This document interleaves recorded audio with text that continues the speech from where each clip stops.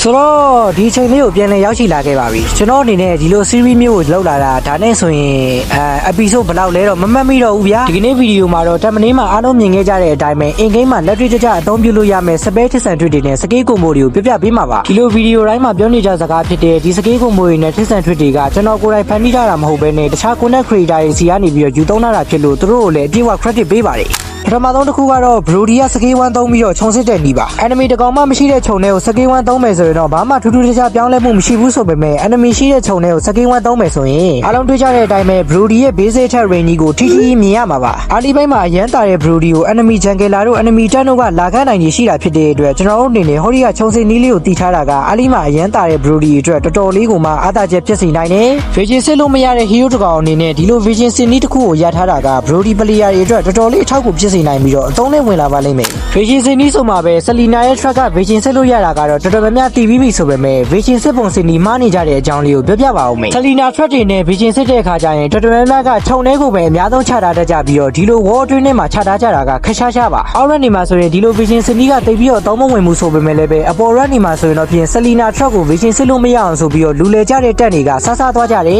အဲ့ဒီလိုမျိုးလူလေကြတဲ့တက်နေနဲ့တွေ့လာတဲ့အခါကျရင်ကျွန်တော်တို့က Selena track နဲ့ Vision စစ်ဖို့လုပ်တဲ့အခါခြုံထဲကိုမချဘဲနဲ့ wall တွေအတွင်းထဲမှာချထားခြင်းကသူ့ရဲ့ Vision ကိုမြင်ရတဲ့အပြင်တက်နေစားခြင်းကိုလည်းကာကွယ်ပေးနိုင်လိမ့်မယ်ကိုကညံကောင်းရင်ကောင်းတယ်လို့ Vision ကိုအချိန်ကြီးမြင်ရတာဖြစ်တဲ့အတွက်ကျွန်တော်တို့အနေနဲ့ Selena track ချတဲ့အခါကျရင်လည်းပညာသားပါဖို့လိုပါတယ်အရေးကြီးဆုံးနဲ့တည်ထားရမှာတစ်ခုကဘာလဲဆိုတော့ Selena track တွေက3ခုထပ်ပို့ချလို့ရှိရင်ပထမဆုံးချတဲ့တစ်ခုကပျောက်သွားတာပါအဲ့ဒီလိုမျိုးပထမတစ်ခုကပျောက်သွားတာဖြစ်တဲ့အတွက်ကျွန်တော်တို့အနေနဲ့ Vision က2နေရာပဲစစ်လို့ရမှာဖြစ်ပြီးတော့နောက်ဆုံး track တစ်ခုကိုတော့ကျွန်တော်တို့အနေနဲ့ arrow နဲ့ရောပြဖို့ဖြစ်ဖြစ်ဒါမှမဟုတ်ရင်လည်း enemy ကိုကေးဖို့လိုက်ဖို့ပဲဖြစ်ဖြစ်သုံးသင့်တယ်ရှင်းမှာပြောခဲ့သလိုပဲ track တွေကိုသုံးပြီးတော့ Vision က2နေရာပဲစစ်လို့ရတာဖြစ်တဲ့အတွက်ကျွန်တော်တို့ Vision စစ်မဲ့နေရာကိုတည်တည်ချာချာရွေးချယ်ထားပြီးမှနောက်ဆုံး track ကို enemy ကိုပြစ်ဖို့ဒါမှမဟုတ်ရင်လိုက်ဖို့ကေးဖို့အတွက်သုံးဖို့ဗျာနောက်တစ်ခုကတော့လူတော်တော်များများအသုံးမဝင်ဘူးလို့ထင်နေကြတဲ့ cyclone wine ရဲ့အသုံးဝင်မှုအကြီးစားကြီးတွေးကြတဲ့အတိုင်းပဲ title တို့လို blink spell ပါတဲ့တက်နေရာဆိုတော့ပြင် cyclone wine ကိုအသုံးပြုပြီးတော့ enemy တွေကိုလွယ်လွယ်နဲ့ဖမ်းလို့ရပါတယ်ဒီဗီဒီယို clip မှာကြတော့ကျွန်တော်က title နဲ့ပဲစမ်းပြထားတာဖြစ်ပြီးတော့ blink spell ပါတဲ့တခြားသော hero ပေါင်းများစွာနဲ့ cyclone wine က combination လုပ်လို့ရတယ် cyclone wine ကိုအရင်နင်းပြီးမှ blink spell တစ်ခုခုကိုသုံးရတာဖြစ်တဲ့အတွက်တိတိကျကျလေးတော့ promote တက်ဖို့လိုပါမယ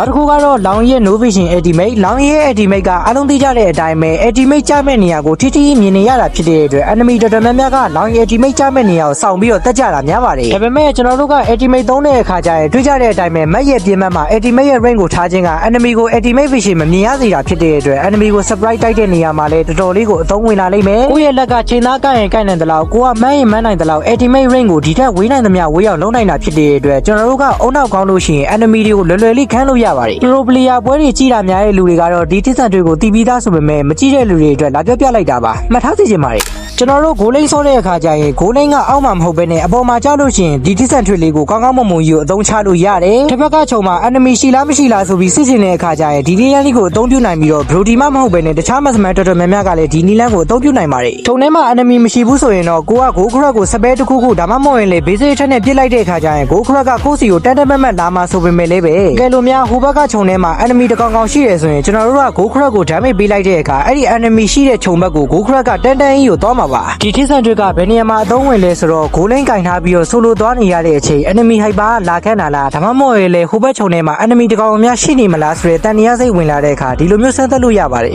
Eric ကို ultimate သုံး skill 2သုံးပြီးတော့အဟိ basic ထပ်ပြစ်တဲ့အခါကျရင်ကျွန်တော်တို့အနေနဲ့ basic ထပ်ကိုဇက်တိုက်နှိပ်နေစရာမလိုဘဲနဲ့ basic ထပ်တစ်ချက်နှိပ်ပြီးပြီဆိုတာနဲ့ skill 2ကိုဇက်တိုက် dash ပြီးတော့ spam ရုံပါပဲဒါပေမဲ့လည်းပဲ Harry player ရဲ့80ခိုင်နှုန်းလောက်ကဒီအချက်ကိုသိပေမဲ့လည်းပဲ basic ထပ်ကိုနှိပ်တဲ့ strategy ကိုသာအသုံးပြုနေကြတာဖြစ်လို့ဒီဖြစ်ဆက်တွေကသူတို့အတွက်အသုံးမဝင်ပါဘူး Customer မှာသာကျွန်တော်ကဒီလိုလုပ်နိုင်ပေမဲ့တကယ် run နေ classic တွေဆော့တဲ့အခါကျရင်လေကျွန်တော်လည်းသူများရဲ့နေတူ basic ထပ်နှိပ်တာပါပဲ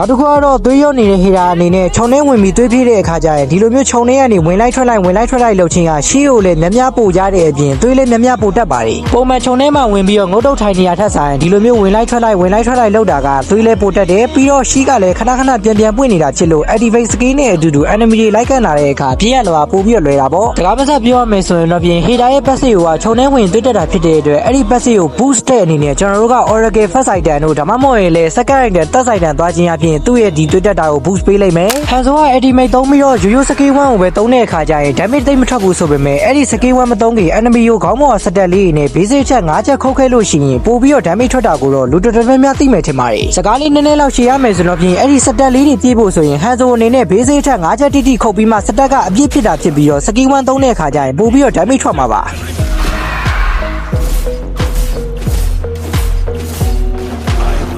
ပုံမှန်ဆိုရင်ဟန်ဆိုက basic ထက်5ချက်ခုတ်ပြီးမှစတက်အပြည့်ရတယ်ဆိုပေမဲ့လည်းပဲကျွန်တော်အနေနဲ့ golden stat item ကိုထည့်ပြီးတော့စမ်းပြရမယ်ဆိုတော့ဖြင့်တွေးကြတဲ့အတိုင်းပဲဟန်ဆိုအနေနဲ့ basic ထက်3ချက်ပဲခုတ်ရမှာဖြစ်ပြီးတော့အဲ့ဒီလို basic ထက်3ချက်ခုတ်နေတယ်တွေးကြတဲ့အတိုင်းပဲ enemy ရဲ့ခေါင်းပေါ်မှာစတက်ကအပြည့်ကိုဖြစ်နေပြီပြောချင်တာကတော့စတက်များဖြစ်မှ3လို့ကောင်းတဲ့ဟန်ဆိုရဲ့ skill 1က golden stat ဆိုတဲ့ဒီ item လေးကိုထည့်လိုက်မယ်ဆိုတော့ဖြင့်3ချက်တင်နဲ့ခုတ်လို့ရမှာဖြစ်တဲ့အတွက်ပြောရမယ်ဆိုတော့ဗျာ skill 1 area ကငကိုအထက်ပို့ပြီးတော့မြန်ပေးနိုင်လိမ့်မယ် damage လည်းပိုထွက်လာပါလိမ့်မယ်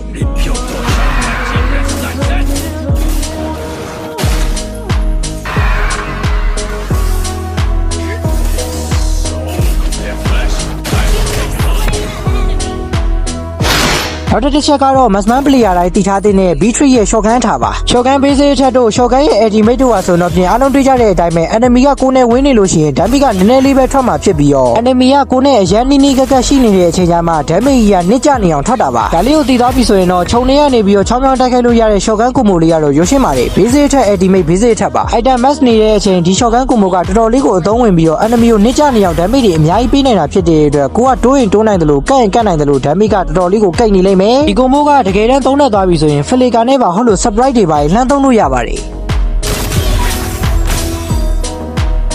နောက်ထပ်ကတော့ ESP လိန်နာလေးတော်တော်လေးကြိုက်ကြတဲ့မှုတ်လေးရဲ့ထစ်ဆန်ထွေးကိုပြောပြမယ်ဒီကောင်ကအာမာမရှိတဲ့အခါကျရင်စကေးတူးနဲ့ဘလောက်ကြီးပဲဆွဲစု enemy ကကိုယ့်စီကိုပမလာပါဘူးအာမာရှိနေတဲ့အချိန်ဆိုရင်တော့စကေးတူး rate ကကျင်းသွားရဲဆိုပေမဲ့ enemy ကတွေးကြတဲ့အတိုင်းပဲစကေးတူးဆွဲစုလိုက်တဲ့အခါကျရင်နေရန်ဦးမှာဖောက်ပြီးတော့ကိုယ့်စီပါလာလိမ့်မယ်ရေးတကြီးပတဲ့ဆိုင်နေတဲ့အချိန်ကိုနဲ့ enemy နဲ့နေရန်တစ်ခုချားနေတဲ့အခါကျရင်လေဒီလိုကွန်မိုလေးနဲ့ enemy ကို surprise motherfucker တွေလုပ်လို့ရပါတယ်ဒီလိုမျိုးဆွဲစုမယ်ပြီးဖောက်ခွဲလိုက်မယ်အဲ့ဒါဆိုရင်တည်သွားရောဒါကြတော့အနေနဲ့ Ruby ရဲ့ skill 1 rank ကိုတည်တည်ချာချာကြည့်ပါတွေးကြတဲ့အတိုင်းပဲ skill 1 rank ကတော်တော်လေးကိုရှည်တယ်ပြီးတော့မို့တော့က Ruby ကို skill 1 rank နဲ့ ultimate rank ကိုဒီလိုမျိုးကွက်တီးဖြစ်အောင်လုပ်ပေးထားပါတယ် skill 1 တော့တစ်ခါပလင်ပြီးပြီဆိုတာနဲ့ ultimate တန်းဆွဲလိုက်တဲ့အခါအဲ့ဒီဆွဲလိုက်တဲ့ ultimate ကလုံးဝကိုမိနေမှာဖြစ်တဲ့အတွက်ကျွန်တော်တို့အနေနဲ့ကွက်တီးတကြသုံးနိုင်တဲ့ combo တစ်ခုလို့တော့ပြောလို့ရမယ် Ruby ရဲ့ passive အရ Ruby က skill တစ်ခုခုသုံးပြီးတော့ဗလင်းတဲ့အခါကျရင် damage reduction တွေရတာဖြစ်တဲ့အတွက်ကျွန်တော်တို့တကယ်ပွဲထဲမှာ Ruby ကင်တဲ့အခါကျရင် skill တစ်ခုခုသုံးပြီးတိုင်းဗလင်းမကိုလုံးဝမမေ့ပါနဲ့ကဲဆိုတော့ကကျွန်တော်ဒီနေ့ဗီဒီယိုတော့ဒီလောက်ပါပဲ brother တို့အနေနဲ့ဒီဗီဒီယိုကြည့်ပြီးတော့အကျိုးတစ်စုံတစ်ရာရသွားခဲ့လို့ရှိရင်လည်းကျွန်တော်ရဲ့ channel လေးကို like and subscribe လေးနဲ့ကူညီအားပေးပေးသားဖို့တောင်းဆိုချင်ပါတယ်အခုလက်ရှိအချိန်မှာကျွန်တော်အနေနဲ့အလုံးမှာအတန်သွင်းနေရတာဖြစ်တဲ့အတွက် VR Nice တွေကို AI နဲ့ဖျောက်ထားရတယ်အဲ့ဒါကြောင့်မလို့အတန် quality နည်းနည်းကျသွားတာလေးရှိရင်သိခံမိကြည့်ပေးတဲ့အတွက်ကျေးဇူးတင်ပါတယ်လေပေါ်နေတာမဟုတ်ဘဲနဲ့လိုရီတို့ရှေ့ကိုပဲပြောတဲ့ content တွေကိုမှကြိုက်တယ်ဆိုရင်လည်းပဲ TikTok account လေးကိုလည်း like and subscribe လေးနဲ့ကူညီအားပေးပေးသွားကြပါဦးဒါတော့ဂျားတွေကကြောင်ညာဝင်လိုက်တာပါနောက်နေ့အချိန်လည်းဒူနီရဲ့ content တွေနဲ့တူပြန်လာခဲ့ပါမယ်ကျွန်တော် Moss Mike မှာအားလုံးပဲပေးကြပါစေ